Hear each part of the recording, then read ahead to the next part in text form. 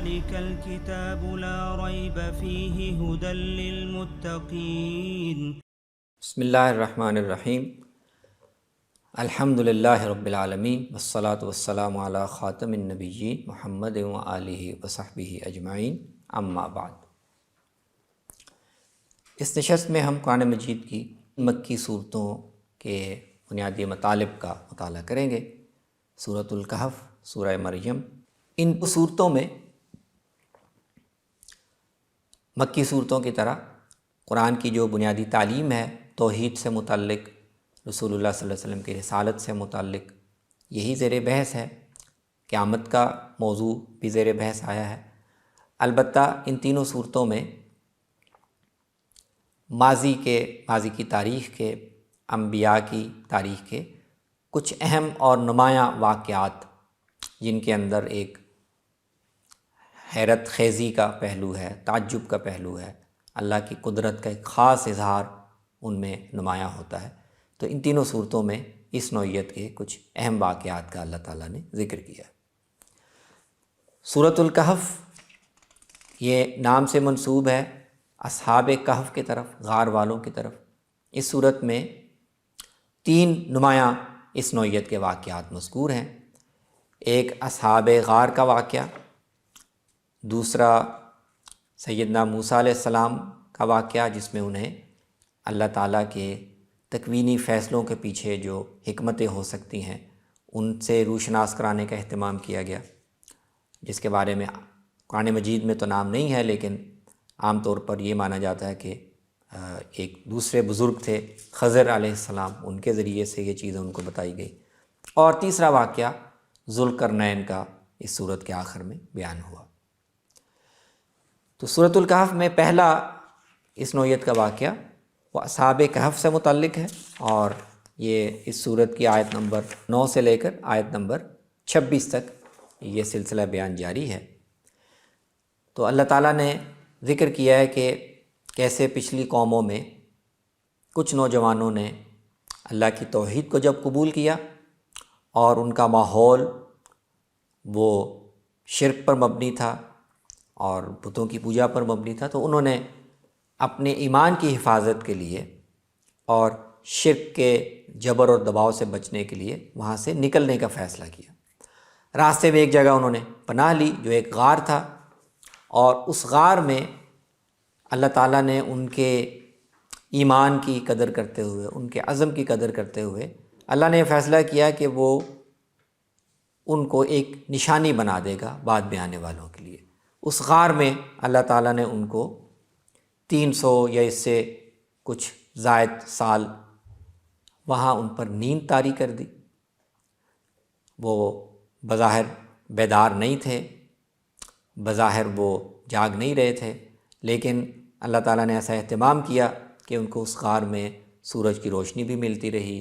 ان کے جسم بھی کروٹیں بدلتے رہے تاکہ زمین نہ کھا جائے، اور 300 سال یا اس کے لگ بھگ عرصے کے بعد اللہ نے ان کو بیدار کیا، اور اس وقت تک ان کے ماحول میں، ان کے شہر میں شرک ختم ہو چکا تھا اور اس کی جگہ پر توحید کے ماننے والے غالب آ چکے تھے۔ تو یہ لوگ پھر جب اٹھ کر نکلے اور اپنے خیال کے مطابق اسی اپنے دور میں جب وہ واپس شہر میں گئے تو دیکھا کہ وہ نقشہ بدلا ہوا تھا، زبان بدلی ہوئی تھی، سکے بدلے ہوئے تھے، اور اس طرح پھر انہوں نے اپنا واقعہ بتایا، اپنی کہانی سنائی، لوگ حیران ہوئے، جمع ہوئے، ان سے تفصیل پوچھی، اور اس طرح اللہ تعالیٰ نے ان کو ایک لمبے عرصے تک زندہ رکھنے کے بعد، ایک لمبے عرصے تک دنیا کی نظروں سے اوجھل رکھنے کے بعد دوبارہ ان کو دنیا میں بھیجا۔ اس طرح ان کی ایک کرامت بھی ظاہر ہوئی، اللہ کی قدرت بھی ظاہر ہوئی، اور ان لوگوں کو ایمان کی اور عزم کی ایک نشانی کے طور پر اس شہر کے لوگوں نے پھر ان کے لیے ایک جگہ مخصوص کر دی، جہاں وہ قیام پذیر تھے وہاں پر ان کی یاد میں ایک عبادت گاہ بنا لی گئی۔ تو یہ واقعہ اللہ تعالیٰ نے اس کا اجمال کے ساتھ اس کے کچھ اہم پہلو اس صورت میں بیان فرمائے ہیں۔ دوسرا اہم واقعہ جس کا ذکر کیا گیا وہ سیدنا موسیٰ علیہ السلام کا واقعہ ہے۔ یہ آیت نمبر 60 سے لے کر اس صورت کی آیت نمبر 82 تک یہ بیان ہوا ہے، اور اس میں یہ ذکر کیا گیا ہے کہ موسیٰ علیہ السلام اللہ تعالیٰ کی ہدایت کے مطابق اللہ ہی کے بتائے ہوئے راستے پر کسی ایک خاص آدمی سے جس کے پاس اللہ کا دیا ہوا علم تھا، اس سے ملاقات کے لیے روانہ ہوئے، اور اپنے ایک معاون کو، اپنے ایک خادم کو انہوں نے ساتھ لے لیا۔ جب مقررہ مقام پر پہنچے تو اس آدمی سے ملاقات ہوئی، جو نشانی بتائی گئی تھی کہ آپ کی جو زاد راہ میں مچھلی رکھی ہوئی ہے، جہاں یہ مچھلی اٹھ کر سمندر میں کود جائے وہیں آپ کی ملاقات ہوگی۔ وہاں ملاقات ہوئی تو موسیٰ علیہ السلام نے ان سے کہا کہ میں اللہ کی ہدایت کے مطابق اس لیے آیا ہوں کہ اللہ تعالیٰ نے آپ کو جو ایک خاص علم دیا ہے، جو کچھ خاص راز بتائے ہیں، ان میں سے آپ کچھ مجھے بھی سکھا دیں۔ انہوں نے، اس بزرگ نے جن کا نام روایات میں خضر آتا ہے علیہ السلام، انہوں نے کچھ تردد ظاہر کیا، لیکن وعدہ لیا کہ میں جو واقعات آپ کے سامنے ظاہر کروں گا، جو آپ دیکھیں گے، تو آپ سے وہ فوراً برداشت نہیں ہوں گے، آپ فوراً ان کو گوارا نہیں کریں گے۔ تو یہ وعدہ کریں کہ آپ صبر سے کام لیں گے، برداشت سے کام لیں گے، اور جب تک میں خود کسی واقعے کی حقیقت آپ کو نہ بتاؤں آپ مجھ سے نہیں پوچھیں گے۔ اس وعدے کے ساتھ وہ ان کے ساتھ روانہ ہوئے، اور راستے میں 3 واقعات ایسے ہوئے جو معمول سے ہٹ کر تھے، عام زندگی کے جو ضابطے اور اخلاقیات ہیں اس سے ہٹ کر تھے، اور موسیٰ علیہ السلام نے بار بار اس پر تردد ظاہر کیا، تعجب ظاہر کیا، سوال کیا، جس کے بعد یہ سفر منقطع کر دیا گیا، لیکن آخر میں ان کو ان 3 واقعات کی حقیقت بھی بتا دی گئی۔ تو پہلا واقعہ یہ ہوا کہ جس کشتی پر وہ دونوں سوار ہوئے تو خضر علیہ السلام نے کوئی اوزار لے کر اس کشتی کو توڑ دیا، اور خدشہ جس سے ہو گیا کہ کہیں وہاں سے پانی نہ آ جائے اور کشتی ڈوب نہ جائے۔ موسیٰ علیہ السلام سے یہ برداشت نہ ہو سکا، انہوں نے فوراً اعتراض کیا۔ خضر نے کہا کہ آپ نے تو پہلے مجھ سے وعدہ کیا تھا کہ خود سے سوال نہیں کریں گے۔ اس کے بعد آگے گئے تو راستے میں ایک لڑکا تھا، کم عمر لڑکا تھا، خضر علیہ السلام نے پکڑا اور اس کو قتل کر دیا۔ موسیٰ علیہ السلام نے اس پر بھی فوراً اعتراض اٹھایا کہ آپ نے ایک بے گناہ جان کو کیوں قتل کر دیا۔ پھر اس کے بعد آگے گئے تو ایک بستی میں مسافر کے طور پر ان دونوں نے بستی والوں سے کھانا مانگا۔ بستی والوں نے مہمان نوازی سے، مسافر نوازی سے انکار کر دیا۔ بستی کے باہر ایک دیوار تھی جو منہدم ہونے کے قریب تھی۔ خضر نے علیہ السلام اس پر محنت کی، کچھ گارا اکٹھا کیا، کچھ اوزار لیے، اور اس دیوار کو جو گرنے کے قریب تھی دوبارہ سیدھا کر کے کھڑا کر دیا۔ موسیٰ علیہ السلام کو اس پر بھی تعجب ہوا کہ یہ بستی والے جو اتنے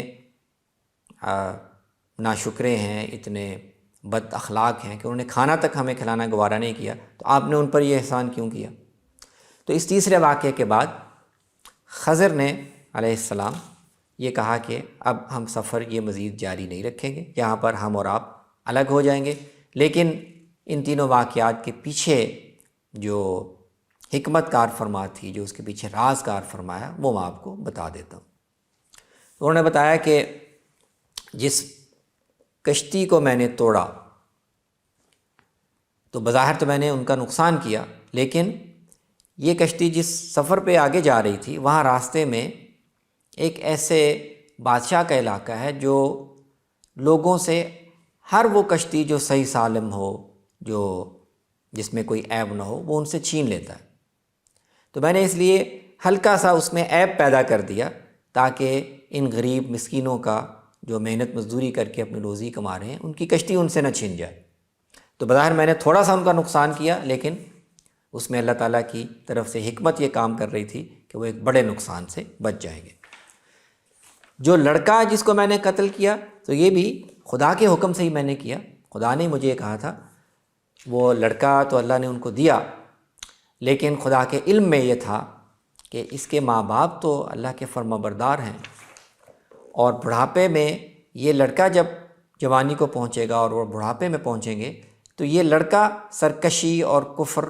اور ناشکری کے رویہ اختیار کرے گا۔ تو اللہ تعالیٰ نے یہ اولاد ان سے واپس لے لی۔ ان کو بظاہر صدمہ اور دکھ تو ہوا، لیکن اس کی جگہ اللہ تعالیٰ نے فیصلہ کیا کہ ان کو ایک دوسری اولاد دے جو ان کے لیے بڑھاپے میں بھلا سلوک ان کے ساتھ کرے، ان کے ساتھ اچھا رویہ اختیار کرے۔ تو یہاں پر بھی اللہ تعالیٰ نے ایک نعمت جو بظاہر ان سے لی وہ آگے چل کر ان کے لیے زحمت بننے والی تھی، تو اس میں بھی اللہ تعالیٰ کی طرف سے خیر کا اور حکمت کا ایک پہلو پوشیدہ ہے۔ اور جس دیوار کو میں نے تعمیر کیا تو وہ اصل میں اس کے نیچے گاؤں کے 2 یتیم بچوں کا خزانہ دبا ہوا ہے جو ان کے باپ نے ان کے کسی مشکل وقت کے لیے چھپا کر رکھا ہوا۔ اب اگر اس وقت وہ دیوار گر جاتی اور اس کے نیچے سے خزانہ وہ منکشف ہو جاتا تو بچے بھی چھوٹے ہیں، وہ اپنے مال کی حفاظت کرنے کے قابل نہیں ہیں، تو یہ ان کے ہاتھ نہ آتا، ضائع ہو جاتا۔ تو اس لیے میں نے دیوار کو دوبارہ کھڑا کر کے ایک طرح سے اللہ تعالیٰ کی طرف سے ان کے خزانے اور ان کے مال کی حفاظت کا بندوبست کیا ہے، تاکہ جب وہ اپنی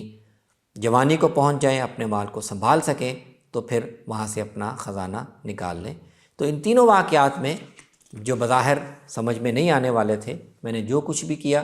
اللہ کے حکم سے کیا، اور اس کے پیچھے اللہ تعالیٰ کی یہ حکمت کار فرما تھی۔ تو یہ دوسرا واقعہ سورہ کہف میں اللہ تعالیٰ نے بیان فرمایا۔ تیسرا واقعہ اس میں ذوالقرنین کا واقعہ ہے، جو ایک بڑا بادشاہ تھا۔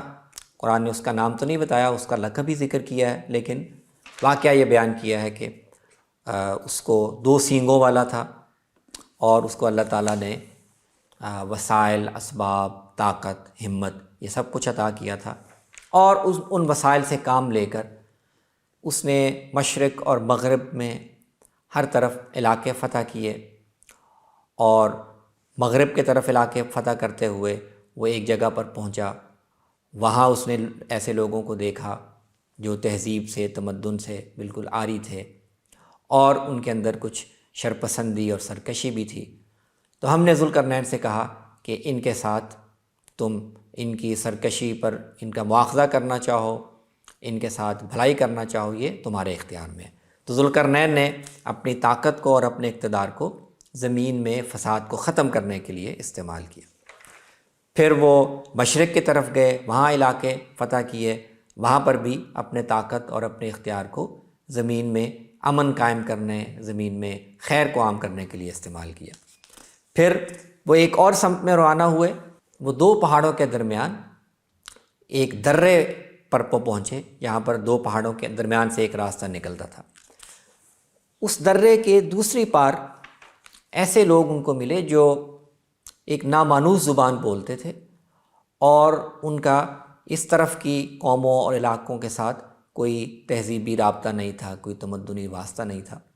اور لوگوں نے شکایت کی کہ یہ یاجوج ماجوج کے قبیلے کے لوگ ہیں، درے کے اس پار آباد ہیں، لیکن ان کے اندر فساد اور ظلم و عدوان اور قتل و غارت کی روش ان کے اندر عام ہے۔ یہ وقتاً فوقتاً آتے ہیں، زمین میں فساد پھیلاتے ہیں۔ تو درے کے اس پار کے لوگوں نے ذوالقرنین سے گزارش کی، درخواست کی، ہمارے اور ان کے درمیان یہ جو راستہ ہے اس کو بند کر دیا جائے تاکہ یہ ادھر سے اس طرف نہ آ سکیں۔ ذوالقرنین نے ان کے مطالبے پر اس درے کو تانبا پگھلا کر اور دوسرے جو لوہا، پتھر، گارا، مٹی یہ سب چیزیں استعمال کر کے اس درے کو بند کر دیا، اور یہ کہا کہ اب یاجوج ماجوج اس راستے سے زمین میں فساد نہیں پھیلا سکیں گے۔ لیکن ساتھ ہی اللہ تعالیٰ نے قیامت کے قریب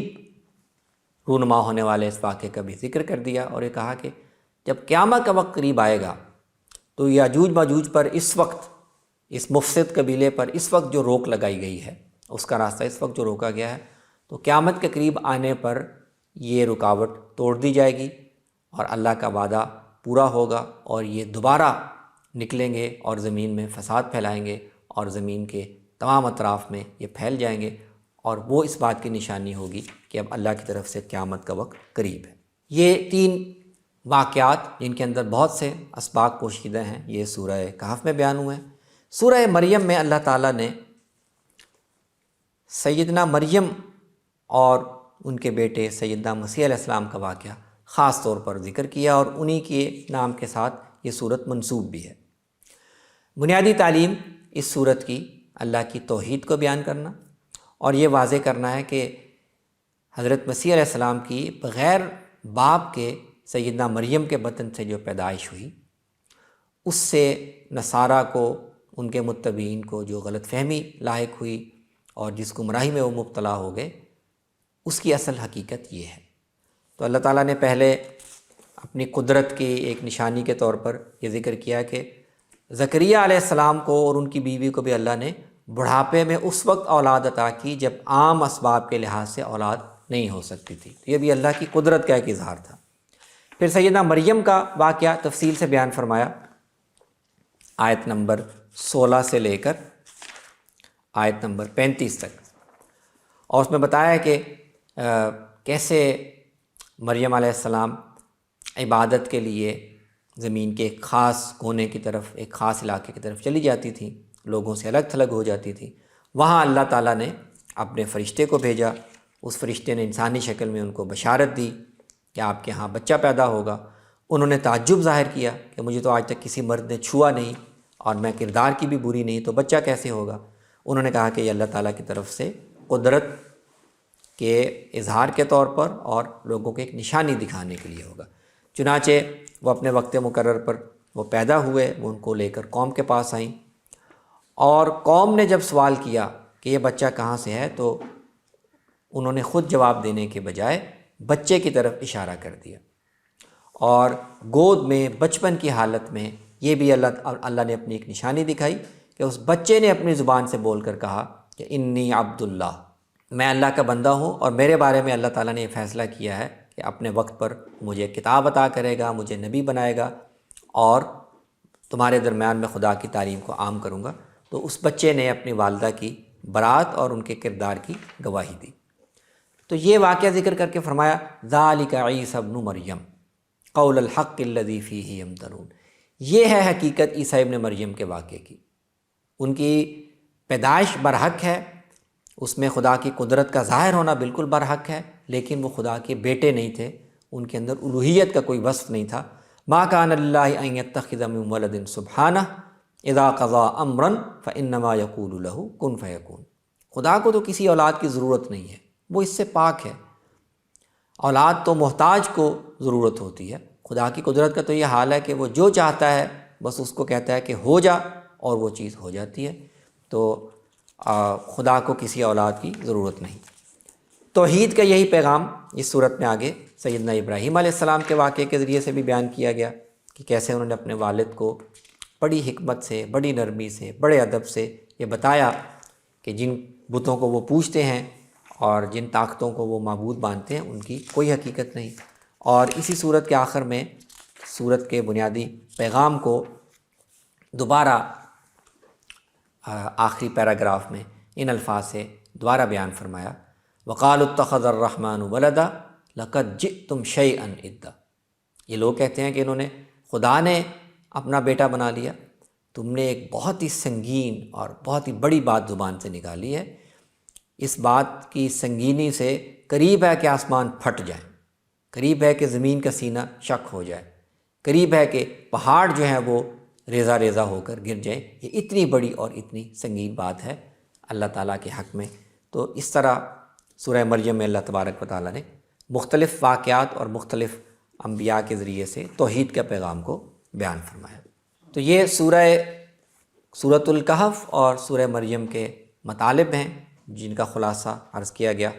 اقول قولی ھذا واستغفر اللہ لی ولکم ولسائر المسلمین۔